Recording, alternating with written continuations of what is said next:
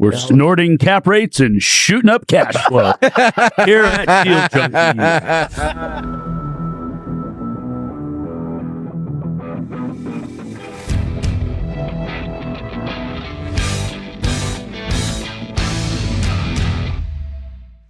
Welcome back to Deal Junkies. I'm Gabe Johansson here in the studio with Trevor Howard, who broke his thumb at 3 a.m. playing basketball after he caught the world's largest fish in the Willamette River and took a bite out of its head.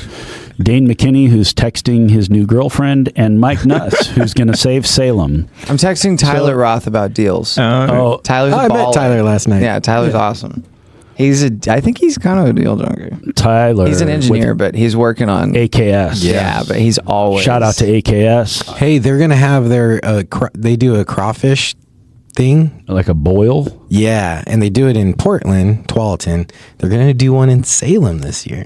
Who? AKS? AKS. They're going to do a crawdad boil? At Illahee. Wow. Aren't they like little lobsters? Yes.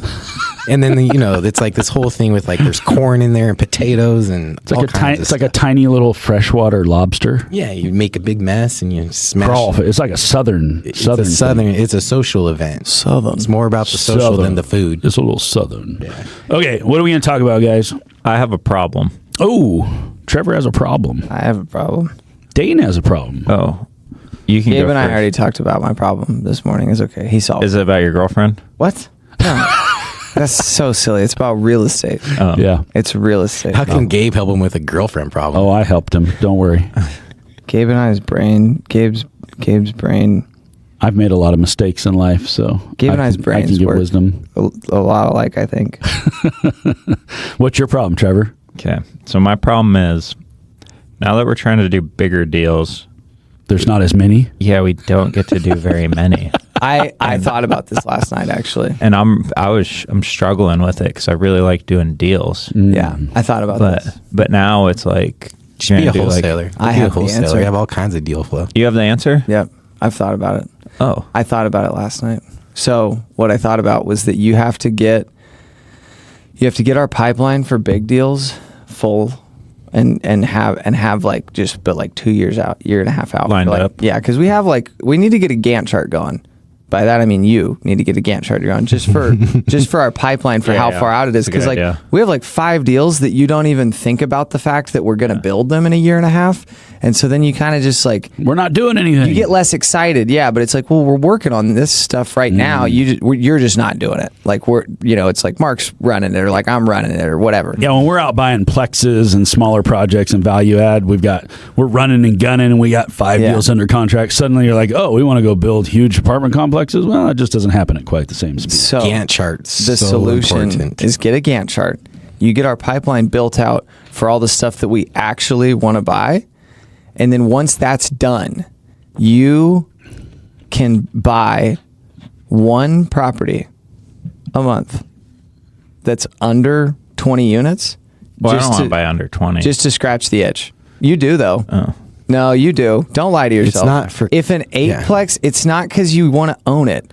It's because you want to buy it because you're an addict. Mm-hmm. And so you can just go find whatever eightplex you want. Dude, don't even try to tell me that if you ripped a duplex tomorrow, you'd be at the signing table just giddy. You'd be so he's sitting here. He knows he would. He doesn't even care about good deals. We bought some funky deals, and he's just all of us were like, I don't know if we should do this one. In terms And this of is why do Paul it. Curley was buying duplexes 40 years into his career. He's Paul. I'm Gabe. You're Paul. I'm not Paul. At one point, Trevor, you said this to me. You said, "What? I don't even know what you do. What do you do?" I scratch the deal junkie itch. That is, my life is designed to scratch that itch. Scratch the itch of just closing duplexes. You just got to do a lot Trevor's of got stuff. that itch hard. Yeah, you got to do a lot of different stuff. You can't. Riches are in the niches. I do not believe that that's a fallacy. Riches are in the niches. I don't know. Oh, you never heard that? Good. So No. it's like you specialize in one thing and you get really rich Cut that because out, you Avery. specialize in one thing. It's not a slur. It's not a slur. Don't say that fast. To me, because being rich isn't about money, being rich is about how happy you are, right? And I would never be able to specialize in something and think that I'm rich. So riches in the niches doesn't work. And what you're talking about is now you're doing bigger deals. You're only getting one drug, and you need to have a whole mixture of drugs. Yeah. He's Jones. That's true. Yes. That's true. I don't know. We talk about getting more focused and staying in a lane. Yeah, I know we need to. Developing a buy box. I think if you're going to be professional and thoughtful and objective about your business plan, that you have to get into the niches. But I think that to be a deal junkie, you may say my buy box is a little too small now. Like I need to expand it out a little bit when the bandwidth. We talked about this in a meeting last week where I said the only time you wouldn't want to do a small deal is if it took away from your bandwidth to miss out on a big deal. So if you have all the big deals going and then you suddenly see a value add or you see a smaller project or whatever, you're like, hey, we should buy that one too. It'd be easy. If it doesn't take away from the overarching, like we have to develop a business plan and say, this is where we're going. And we can't suddenly go out and buy 3 duplexes and forget that we need to go build a 100-unit apartment complex. Can't charge. But if we can build the 100-unit and on the side, we can pick up a few duplexes or whatever because we think that's great. Dude. Who cares? He'd be doing it from 6 to 10 p.m. anyways. It's not like he'd be doing it during work hours. His He'd just side be hustle. scrolling Redfin. He'd be like, I could totally flip that house probably. I've never flipped a house before, but The problem I think is now's you my get time. yourself into those deals and you don't recognize how much bandwidth they take. That's what But it he takes the loves. same amount of time as doing a big deal. No. That's the whole thing. It's Dude, it's a resource flip would take you evaluation. longer than longer. our bigger deals. I've bought deals recently that I shouldn't have bought. They're too small. They're too messy. There's too much brain damage. It was really easy to buy them and it scratched the itch. Yeah. And then after I owned it, I was like, I shouldn't have bought that. That's how heroin works. Like, I'll probably still make money. It'll probably still work out, but I'm dealing with the brain damage on small projects that I should not be dealing with because it does take up brain space. I know we can't do that. But how do I patiently Well, I think you should live fish in more. the... I like that you've been fishing lately. I think that's good for you. Go read the Power of Now. Learn how to cook, maybe. I hate that. That's my least favorite activity in the whole world. All right, new hobby. That's why he just eats the anything. head off the fish when he catches it. He doesn't have to cook it. Maybe go back to piano. Learn Spanish. But how do you actually do that and like feel productive still now you're doing less deals? Because like beforehand it was all about volume. Like we were doing like 8 deals a month and helping other people do them, and then we're buying our deals and you got like 10 to 12 deals going at once and you're Go like, open Vesta back up. You've always been. This has been the difference between you and I forever, and we've talked about this before. Because Gabe and I are the same way. You've always been an input guy, and Gabe and I are output guys. Yeah, what's it give me? Yeah, but you're like, but how does that translate? I have to make 100 calls a day, I think, and it's like I don't friggin' know how many calls you got to make. All I know is I want the output of I'm building 150 unit apartment complexes, buying value. But I'm asking, what do you do in the meantime? Because now you got less of those, and You it takes just say, time. hey, we're doing the thing. You just be okay with the fact that you're doing the thing. And if it's not the thing that you actually want to be doing, then maybe you set the wrong goal. But No, I if wanna you know build you're those. on track But for What is it you're feeling? Boredom, discomfort? Like what is it? What is it? He's inside? so You guys- used to spinning his wheels. You guys are the to try to worst. gain traction. That then once he actually Yes, has traction. it, It's boring. it's like a toxic relationship. Ooh. You crave the feeling of like I need to be growing and growing and growing. You got to And find then- comfort in the. Even if you're still growing, you have to find comfort in the fact that like, okay, our buy box is right. We're doing all the right actions to get to the goal that we want, and it for whatever reason actually doesn't take me 8 hours or 12 hours a day anymore.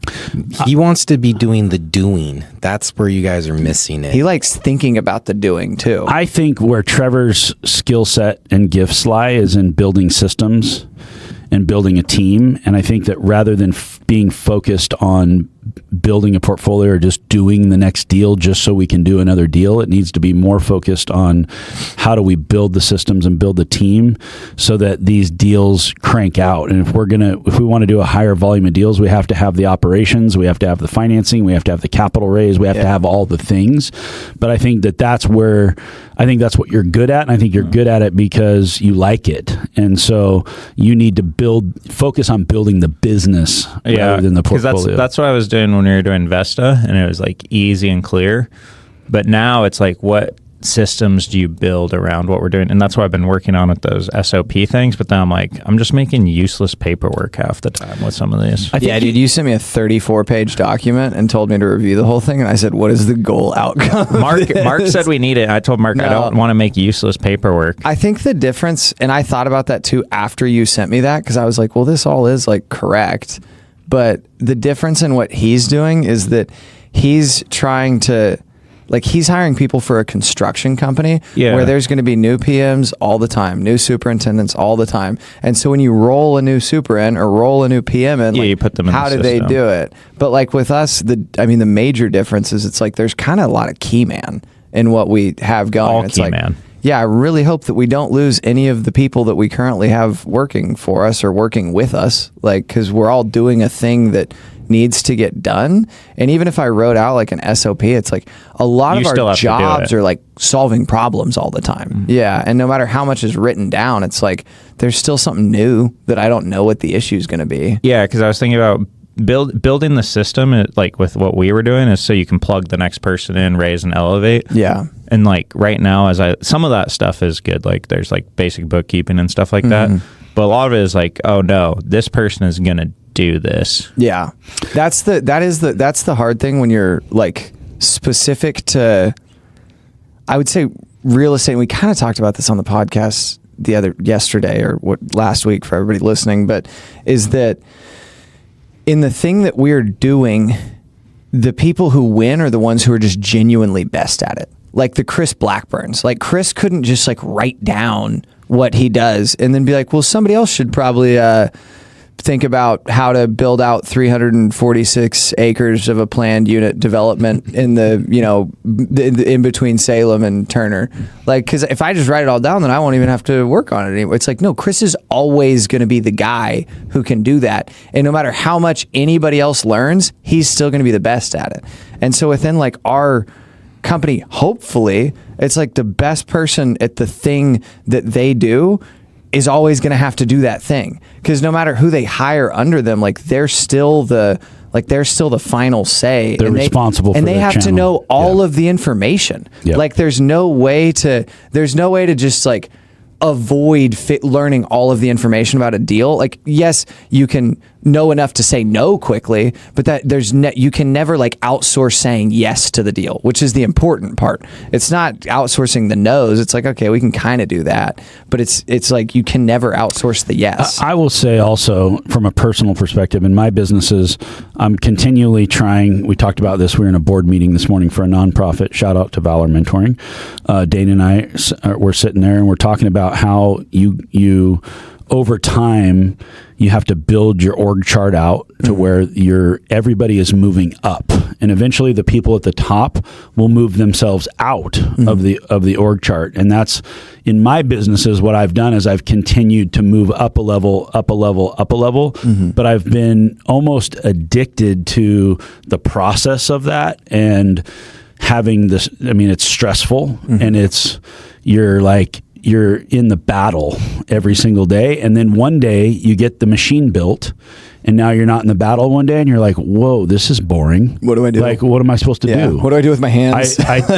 So for me, what I'm trying to do is I'm trying to challenge myself in all of our businesses to continually challenge myself to go to another level.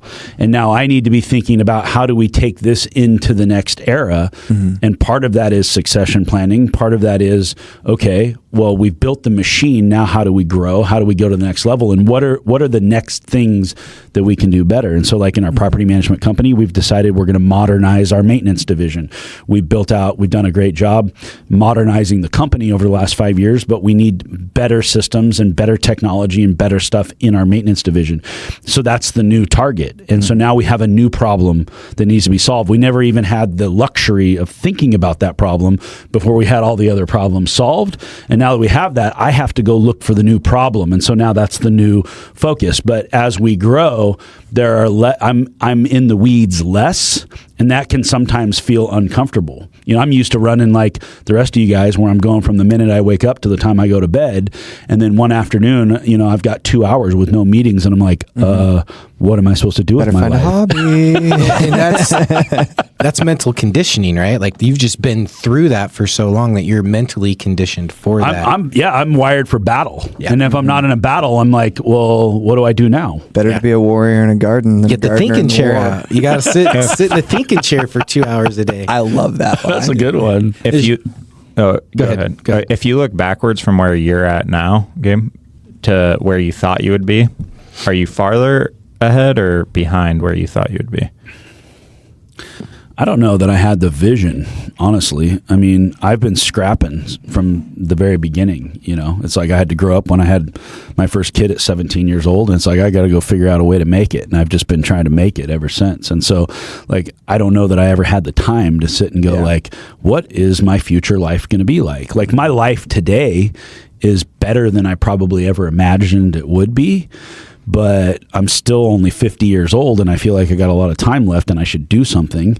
And so I'm not ready to sail off into the sunset. I want to keep going. I'm like a Paul Curley to that. It's like I don't get excited about retirement. I don't get excited about fishing. I don't get excited about golfing. Like I'm just not wired that way. Like I want to build businesses and build a portfolio and build buildings and do all this cool stuff. Like I think that's a lot more fun. But what happens is you get to a point where you're like, okay, well, I have more than I ever thought I would have. Now what? Like, I mean, I'm content. Like, I don't feel like I'm missing anything in life. I don't feel like I'm lacking anything. But I also feel like I've got a lot of energy and a lot more to give the world. And so where do I go from here? Like, it's not about me. Mixed it's use about, in downtown Salem. Well, it's like to Mike's point. It's now instead of thinking about me, maybe I'm thinking about my community. Maybe I'm thinking about helping a nonprofit. Maybe I'm thinking about giving back. Maybe I'm thinking about building out a team, being able to hire more employees, being able to do more. And that's still exciting. But I think that there's complacency comes with when we talk about these building owners who have built a portfolio and they have it for 20 years. They're living a lifestyle that maybe they didn't even dream they would have one day, right? But then they're like, they don't have the fire to take it to that next level. And so when do you pass a baton? Just last week, I brought on a partner in our brokerage and I made him the CEO. Chris Salas, we'll probably have him on the podcast. Very intelligent. Hell yeah. Chris is, Hell yeah. So Chris runs the brokerage. Yeah. This was to Trevor's, I'm going to give Trevor some kudos. Trevor said, hey, I think you should pass the baton. He was right. Like, I should not be the CEO of the brokerage. As much as I love talking to brokers all day and looking at their deals and being involved in the pipeline, I have too many things going on to be an effective leader in that. I can still help Chris run the company, but I need to have somebody that's all they do all day long is think about the brokerage. And so I pass a baton. I gave up part of my company. I let him buy in as a partner. He's going to run that company. That for me has re-energized me for the brokerage, because I was getting to the point where it's like, I don't want to bring on another broker. That's just another phone call I got to take. You know what I mean? When it gets to that point where it's like, I'm not excited about taking this to the next level, it's time for me to pass a baton. And so I pass a baton. He's super excited about it. He's got energy. He's got a new lens, and he can say like, okay, let's take it to the next level. Is he trying to get your more brokers or get your current brokers more leads Both. to make It's more his money? choice. He's the CEO. Yeah. Trevor, Yeah, I asked him. Trevor, how do you solve your problem? My problem Yeah. of the deal thing? Yeah. I think I need to get more involved with the deals on your end, maybe. And that'd be helpful to you. And then What's my end? going through the development side of things. That's right. Yeah. Maybe. I don't know, though. Well, you talked about, You want to cross the lane? Trevor, you've talked a lot about like we tried to we've been trying to work on your ability to pass things, to delegate, and to grow a system and to grow a team. And then you talked about like, well, I did it too well, and then I'm sitting there going like, well, what do I do? Because now I have somebody. I didn't do it that There's well. a difference in too well and too much. Yeah. Yeah. I didn't do it that well. To clarify, I did it a lot. So you do it a lot. So you have to grow as a leader, and you have to understand that there's a certain level of, as the CEO of Stack, your job is, I mean, anything that happens, good or bad, ultimately lands on your plate. Like our future success or failure is up to you. You're our leader.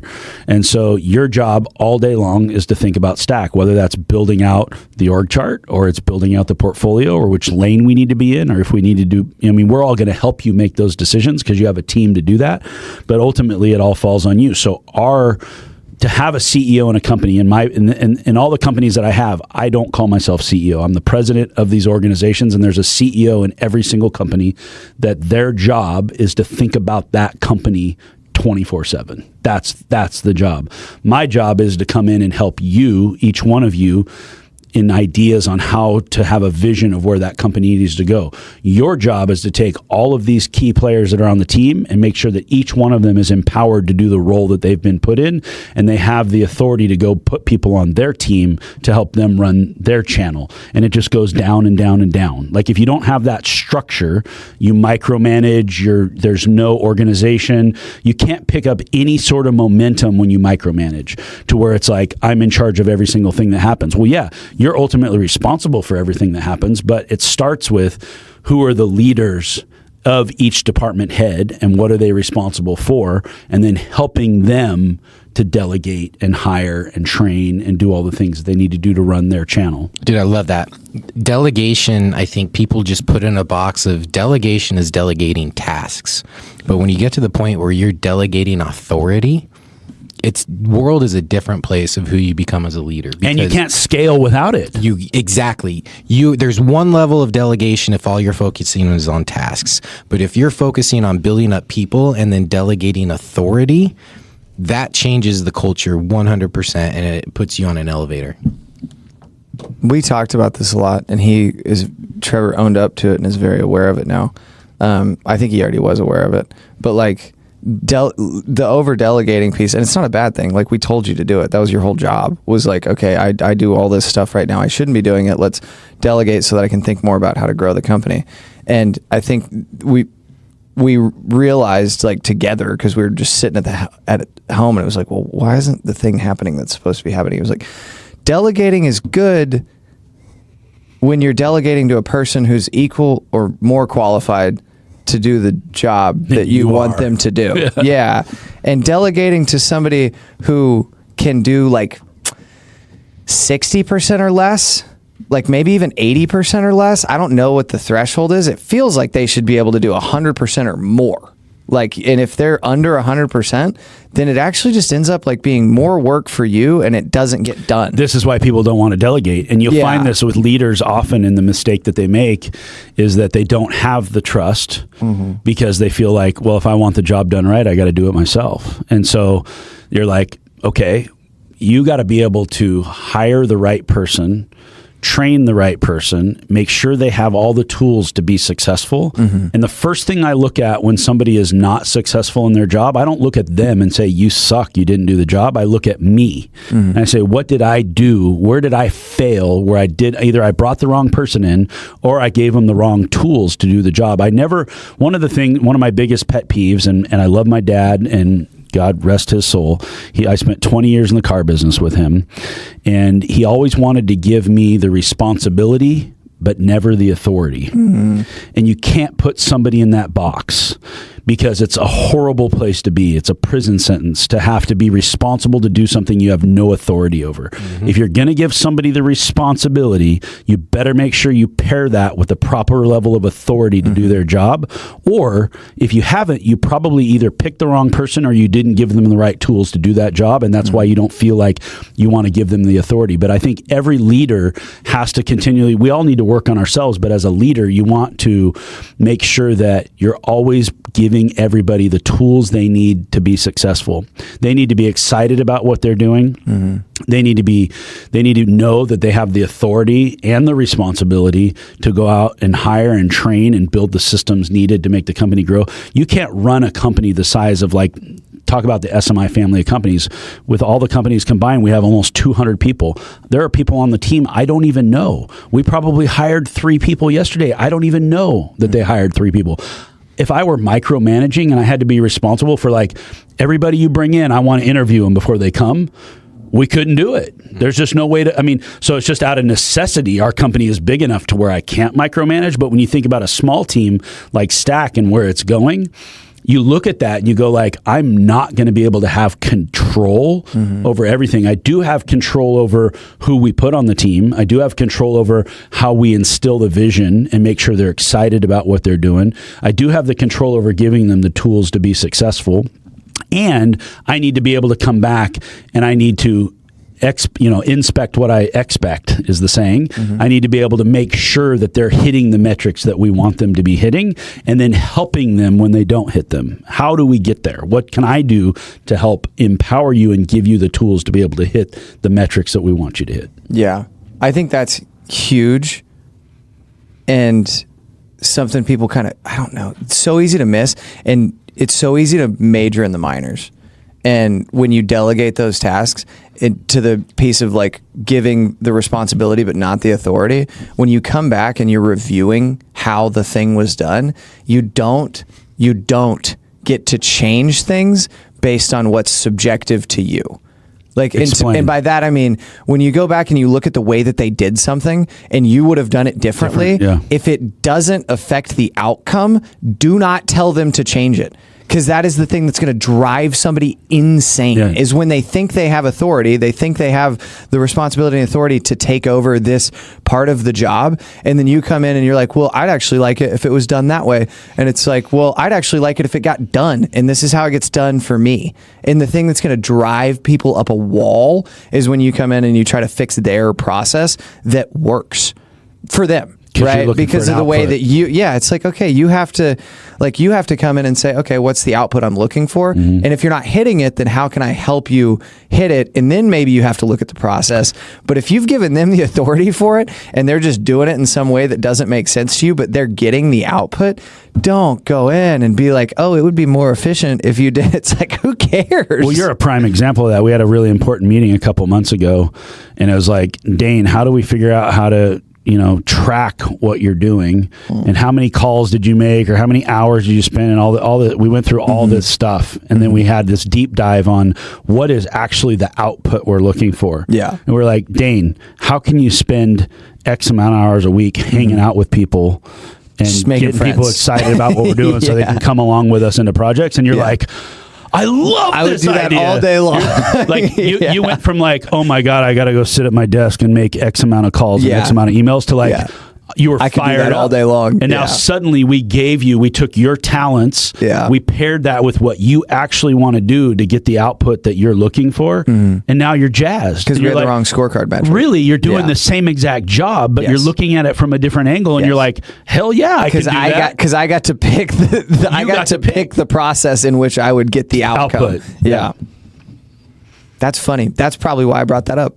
I didn't even realize that was probably why I brought that up. You just had to get this love of your life out. No, I didn't know, because it was actually. Didn't even know it was in there. So stoked during that meeting. Do you remember? I was just like, I was glittering, dude. You're like, I got the best job ever. Yeah, I was like, wait, this is the job I want to do. Exact same job, but it was like, just figure out how to, like, spend 20 hours a week. Half your time at least should be spent just hanging out with people, I think. And it was like no pressure at all. Like, there's no longer, like, you need to be making this number of phone calls, and, like, you got to pitch at least this number of people and raise this number of dollars. And it's like, when the goal stops being raise dollars, like, it's not transactional anymore.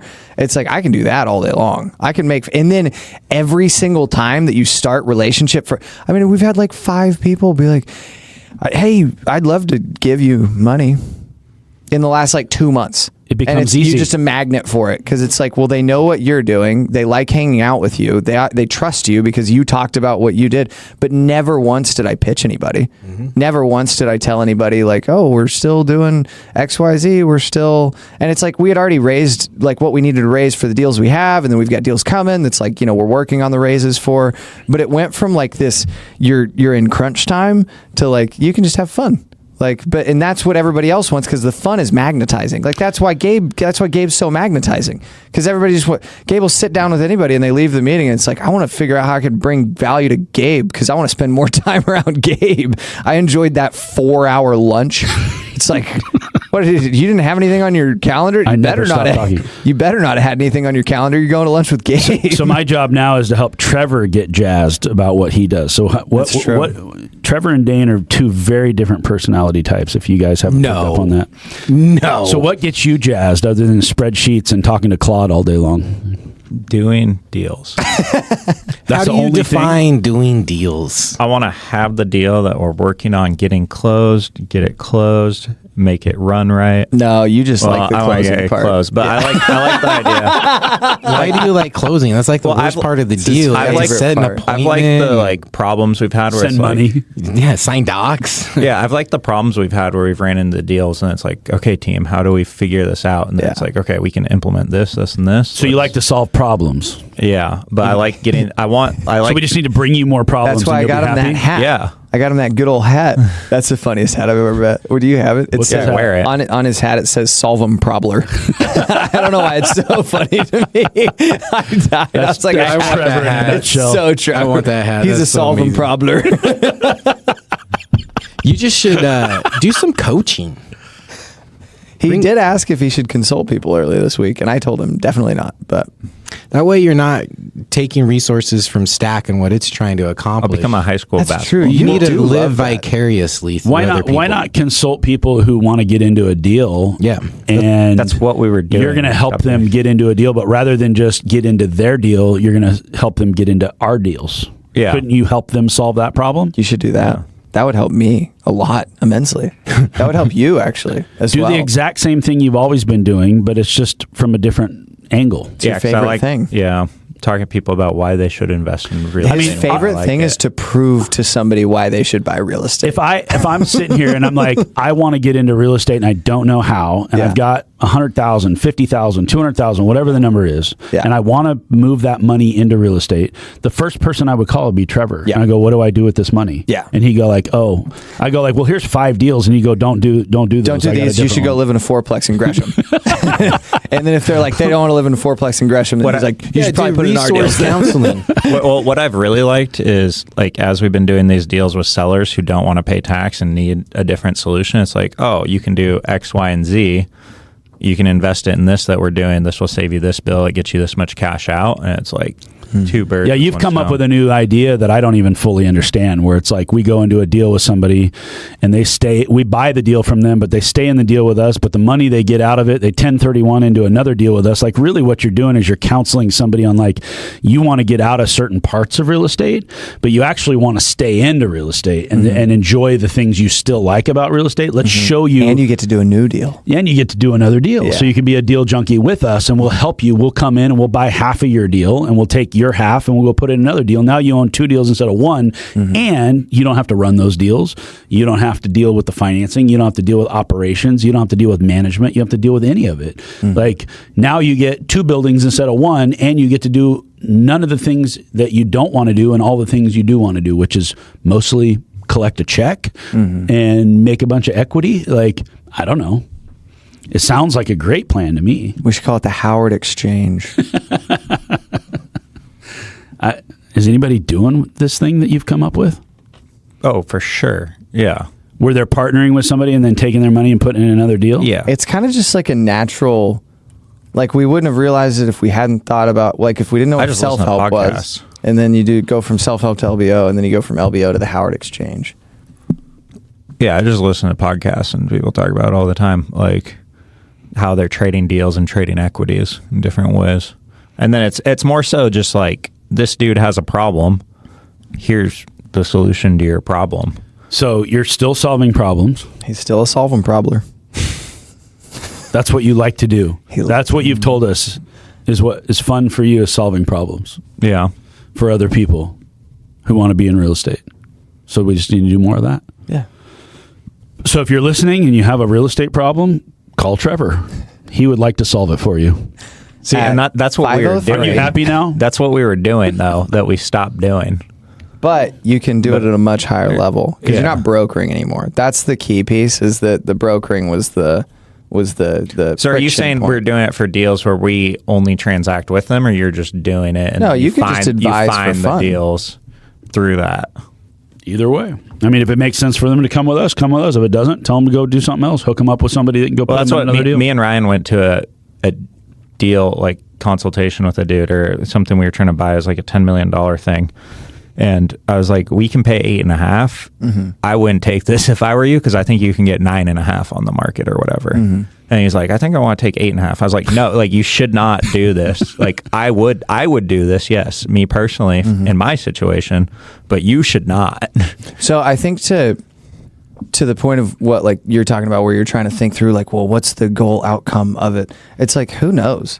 Like, what's the goal outcome of me meeting with people for 20 hours? And 10 of those hours are supposed to just be new relationships, people I've never met with. 10 of those hours are supposed to be people that we already like know really well, and have invested with us typically. And it's just me hanging out with them. It's not, there's no goal. Like I just sit down at lunch or whatever, go to some event. And so in my mind, that's my favorite thing to do, is just hang out with people who have similar interests to me, right? Or that are good at conversations. And your favorite thing is to tell people why and how they should buy real estate. And so the goal outcome is to tell people why they should buy real estate and how they can do it. The goal outcome is not, well, But that's exactly what we were doing. are they going to, no, it's not. It's close, but it's not exactly what we were doing, because you had a different goal outcome. Your goal outcome in that scenario is that we were going to broker them a fourplex. But your goal outcome in this scenario is that you tell people why and how they should buy real estate. So if it's like, oh, I have too much free time on my hands, it's like, okay, meet with more people. Just meet with people and tell them why and how they should buy those two things. Because you know better than them. And then it's like, what's the goal outcome? It's like, who knows? But a lot's going to come from it. Like the more of that's what Gabe does. I mean, Gabe just meets with people and he really just tells them that they should for sure buy real estate and how he did it. And then it was his calling, and it's his favorite thing to do in the world now. And you kind of do that, but you're less intense about it. You're kind of just telling them why it will get them to retirement. You come at it from like the fire lens. He comes at it from like it's a calling lens. But doesn't that make sense to you? Like your problem is that you're looking for the like, oh, what is the purpose of this relationship that I'm creating? And it's like, it's just that you're going to give away and something will come from it if you have too much time. If you don't have too much time, then do whatever you're doing right now. Add value. It will come back. You just help people. You forgot the Hormozy principle. That's dude. the most fun you'll ever have, is helping people. That's love why it. everybody asks me, they want to go to coffee. You guys get on me all the time that I waste too much time because I'll go spend 2 or No, 3 you got hours on with yourself. You said you needed to stop Just doing it. Trevor Go does. make a social media post. Say, I'm looking for 6 people to give free consulting to. Oh, let's run an ad. Let's run an ad for Trevor. Trevor helps people buy. Oh, me and Ryan went to an event, and this kid was there, and we talked on a Zoom call. He's like, I really love what you guys are doing. You're helping so many people. I didn't tell him we stopped doing that portion of it. Yeah. I was like, oh. We still help lots of people. I mean, we do. We do the same thing for free. Yeah. You know, when people ask, but we're not like doing the outreach of getting the You're not people in the- marketing a Yeah. bundle Yeah. and No, making it's it just a job. random people that come across whatever. That's why 6 free consultations will fill your calendar. Well, you don't even You'll have be to run it happy on dude. social media because it's right here on a podcast. That's true. And all our listeners are listening. If you listen Oh, yeah. to Deal Junkies Reach out every to- week, reach out. Trevor wants to solve your problem. There you go. It's an open invitation. This poor guy, just help him. Just call him and tell him your problem. If you call me, it's going to be a 2-hour meeting. If you call Trevor, you can probably get it done in like 30 minutes. He'll clock you out. Yeah. Oh, you mean like if he's actually doing the consultation? Yeah. I thought if you just call Trevor randomly, he's going to find a way to get off the phone in 30 seconds. Actually, I'm headed into a meeting right now. It's 5:42. What meeting are you headed into? Super busy. I have a 5:43 appointment. Got a date with a 16-inch trout. Gotta go. Super busy. right. Are you happier now, Trevor? Well, right now I in this still moment, I haven't done anything. So. Still don't know what to do. Well, we're trying to solve a problem for you. That's why you're not happy. We're happy, though, because we just solved your problem. I love being a solvent problem. Dude, I want that hat. Dude, I'll buy you one. Please, I dude. almost bought like 5. I want that more than a Deal Junkie There's a bunch of shirt. different I still haven't colors. got a Deal Junkie shirt. You don't have a deal junkie? No. we have one for you. No. That's Gabe- what he Gabe always made you tells one. me. Yeah. He keeps telling me he got one for me. We need some more swag. I don't have one either. Oh, my gosh. I have a Corbin. Are we even a real podcast and we No. don't have Corbin swag? shirt, No, not at all. All Although right, we guys. got new followers today from U.S. Bank. I talked to him. Really? Yeah, they're like, we love podcasts. I was like, well, then you need to listen to ours because it's the best real estate podcast out. I've heard that. Or so I hear. Don't take it from me. Take it from me and all the people that listen. All right, Trevor, your wheels are turning. I can see it. It's like He's just angsty. It's a phase. angsty. He's just going through a teenage angst that's phase. it. Yeah, yep. You know? Yep. That's what happens. This is what happens when you evolve. That's growth. It's growth. Yeah, you got to plateau. It's okay to plateau, baby. Just enjoy the plateau. Read a book. You never grow when you're comfortable. It's true. My dad would call it having You know panties what? in a wad. You suck. You need to run 110 miles. There you go. Yeah, when's There's the the last time you problem. ran 100 miles, dude? It's been too long. What have you done for me lately? Yeah. That's what my football coach always used to say. It really hurt on like Saturday morning after a game. I was like, what is that? I mean, like we won. Well, I mean, like 4 touchdowns last night. Was that enough? I mean, how long does it that was last? never Till enough. Tuesday? It was never enough. Till Sunday. What have you done for me today? Wait, did I hear a rumor that you had like a high school touchdown Stop. record? Stop. Is this He true? was the best high school football player in the state, he says. Also, I did not say that. You're the one who says that. And then he said he every met a guy. time. He met a guy who said he was the best, and he correctly said, "No, I am the best." That is He had the not- most touchdowns. Trevor, He says. Trevor embellishes stories to the max. Listen to He Mike. never Don't listen to remembers Trevor's it. stories. Oh, somebody will be like, I've got like 30K I'm wanting to put in a deal, and Trevor will text me and be like, some guy said he has $3 million that he wants to invest with us. And then I call him and I'm talking to him, and they're like, I mean, I've been working as like a consultant for like 2 years out of college. That's and embellishing a Have like story right here. $30,000. I'm like, how, Trevor? What is that even? He's like, I'm pretty sure he said 3 million. Like, I don't know. Maybe that was a different guy. I don't know. He wanted to get you excited. Oh, he had 3 million in debt. That's what it was. I just mixed them up. Yeah. All right. Rein it in. Enough We're going to wrap whining. it up? Yeah. All right, Deal Junkies. Hey, thanks for listening. I don't know if we provided any value here, but we had fun. Please share us with someone you love, and we'll see you next time.